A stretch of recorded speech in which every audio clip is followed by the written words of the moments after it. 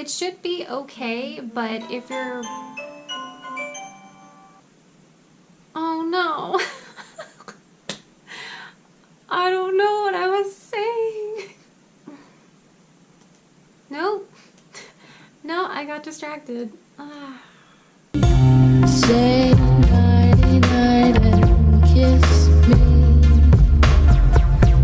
Just hold me tight. Hello! I can't believe I'm actually getting this done on time. So where exactly did we leave off last time? Let me think. So by now you should have your pattern that we worked on last time ready to go. You should also have your fabric ready to go, as well as you should have some elastic. So what I like to do when I get new fabric is I like to pre-wash it, and that's just to make sure that it's not going to shrink or get weird after I, go through all the trouble of sewing it up, making sure everything fits, and then when you put it in the wash, like it shrinks or it gets discolored or something like that. So once you have your fabric pre-washed, you're going to go ahead and just iron it out just to get the wrinkles out so that it's a little bit easier to work with.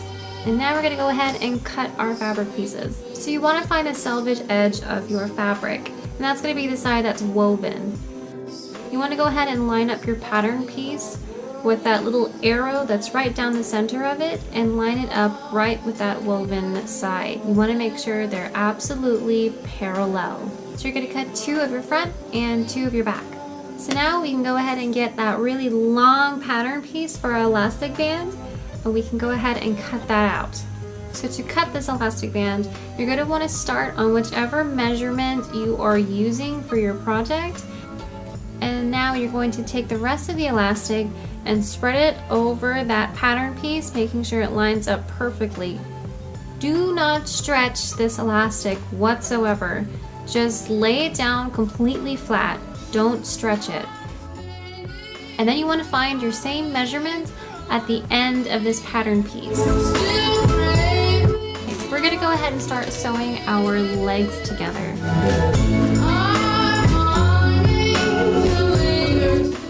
Connect them right in the crotch seam. So they should have one little notch right in the middle, and you're going to go ahead and pin that all the way across and sew it. So just moving forward, all commercial patterns are always going to be 5/8 of an inch seam allowance. Every once in a while it'll change and it'll be different, like 3/8 of an inch or like 3/4 of an inch or something like that.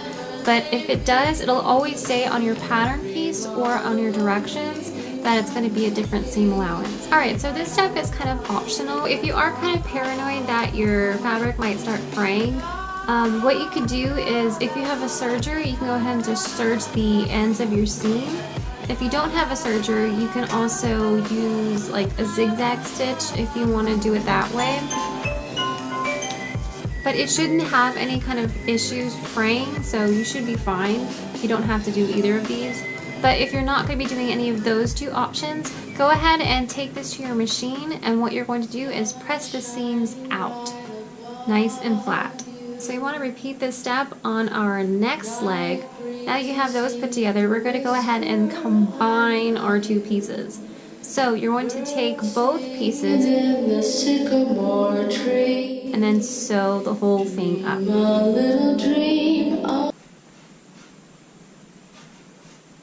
I don't know if you can hear my cat's playing around in her litter box. I don't know if she's like digging for a good spot or what, but it's so loud. So you're going to take both pieces, and we are now going to sew up our side seams. So you should have right sides facing each other, and then go ahead and pin the side seam together and then sew the whole thing up. So now you should have something that looks like a pair of shorts. So now we're going to work on the upper part of your shorts, and we're going to make our casing for your elastic band. So I don't know if you've noticed, but on these particular shorts, the center seam is super long. So your directions state to fold up that upper edge 1.5 inches. If you still feel like that center seam in the front and the back is going to be too long, if you're making this for yourself, because like for me, like I don't want to be super high-waisted or look like, Steve Urkel or something.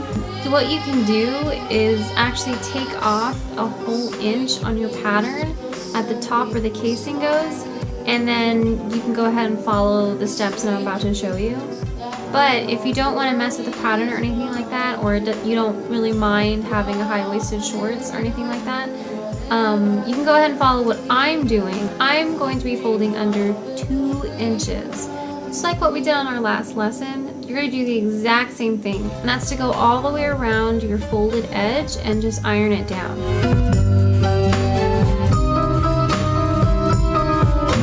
So once you get that all ironed out, go ahead and pin it all the way around and take it to your machine. So in the back, you're going to want to sew all the way around, and you want to leave this one little spot open, and that's so that you can stuff your elastic in there. So when you sew this, go ahead and sew as close to the folded edge. So grabbing a really humongous, gigantic safety pin, we're going to pin this to the end of our elastic, and now we can go ahead and put it through our casing. Using this gigantic, enormous safety pin, it'll help you to get a better hold on that elastic so that when you feed it through your casing, you can kind of grab onto it a little bit more. So once you get the rest of the elastic inside of your pajama pants, we're going to go ahead and sew the ends of this elastic together. And it's the same thing that we did from our last lesson. That's to make a little square on your elastic and then make a nice little diagonal going right through it. After that, go ahead and stuff your elastic inside of the casing to make sure it's nice and hidden, and we're going to go ahead and close up that little hole. So just to make sure that the elastic doesn't move around and get funky, go ahead and take this back to your machine and sew right inside of the groove of your seam in the back, and that should be enough to hold that elastic in place. To make the cuff around your leg, we're going to take our seam gauge and we're going to fold that edge 1 1/4 all the way around our leg. So now we're going to go ahead and fold it again one more time, and this time it's going to be 1/4 of an inch. Stars shining right above. And that's it, your shorts are done. So I really quickly wanted to go over what I'm putting in my date box. So I wrapped up our little shorts in this cute little ribbon so that they wouldn't be matching. And then, of course, you can't have Valentine's Day without some chocolates. So I put a little brownie mix in there, that way we can bake that together. And of course, I had to add my favorite chocolate in the world. It comes with 2 of them inside. I thought it was going to be like 6 or 7 of them, like just jammed in there, but apparently it's just 2. And of course, I had to get something stupid. So I got these little marshmallow pops, and I've actually never had a marshmallow pop in my life, so I have no idea what this is even going to taste like. This is really cute. So I thought this went with the whole, like, you know, Star Wars theme of our pajamas. So I actually got some little lip smackers, and it's Princess Leia with Han Solo. And something I'm really excited about. I got this little mixology set, and it comes with a cup that has the recipes to different drinks. It comes with a metal shaker and a strainer, which I've never used a strainer before. I don't know how to even use that, but it looked cool, so I got it. And it fits in this humongous basket. And so that's my Valentine's Day box / basket. Hopefully this has kind of gotten some inspiration, juices flowing, so that maybe if you want to make your own Valentine's Day box, you kind of have an idea of where to start. And if you also want to do our Valentine project that we did, you can also include that into your box. Nikki. Anyway, happy Valentine's Day, and I'll see you in a couple of weeks.